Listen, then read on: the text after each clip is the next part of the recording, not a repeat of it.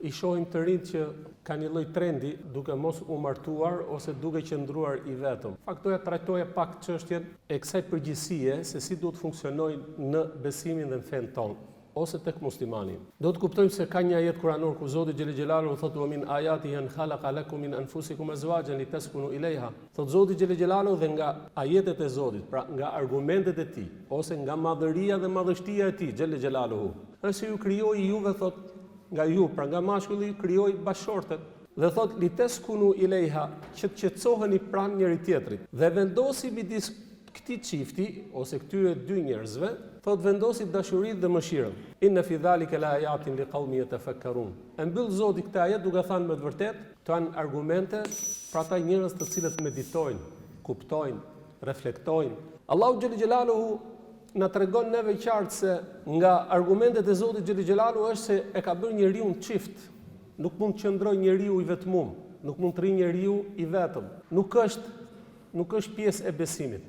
Nuk është natyrshmëria e njeriu. Zoti xhelel xhelaluhu e ka bërë nga natyrshmëria e njeriu është që bëhet çift, jo tritek. Profeti alayhi salatu wasalam në një nga hadithet e tij na tregon duke distancuar veten e tij nga ky fenomen, pra të qenurit beqar ose me u hap ajo opinioni që ose fryma se ti je beqari më i lirë, nuk ke përgjegjësi, nuk ke kështu, domethënë trendi që përhapet.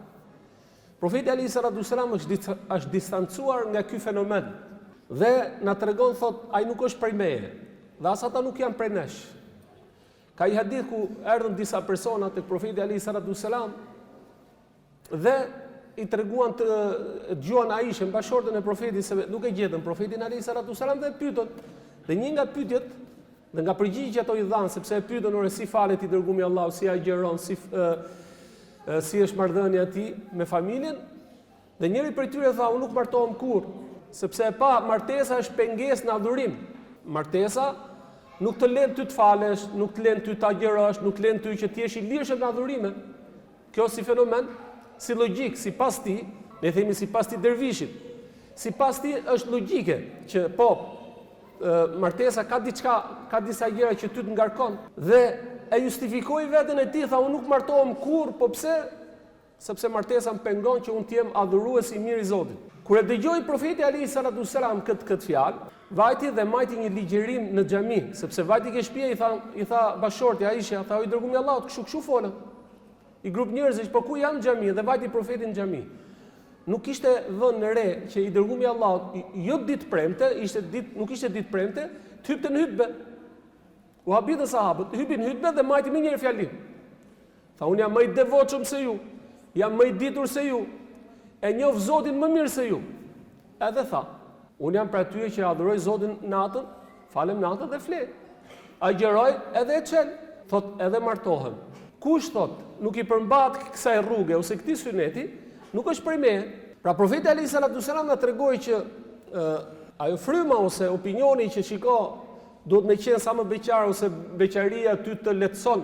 Jo, kjo nuk është tradit as natyrshmëri njerëzore, po as edhe fetare. Sepse profeti alayhi salatu wasalam e luftoi një fenomen që quhet murgëria ose të qenurit beqar. Nuk ka justifikim më të fortë kur njeriu e justifikon veten për beqarinë, thotë nuk ka mundësi të martohem, pse se po merrem me adhurime. Kjo është justifikim para Zotit.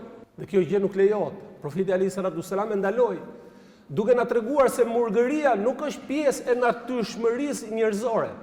Nuk është pjesë e besimit. Nuk ka qenë kurrë profetët e Zotit kësaj natyre. Po pse? Se na ka treguar Zoti në ajetin kuranor kur thotë wa laqad arsalna rusula min qablik wa ja'alna lahum azwajan wa dhurriyya.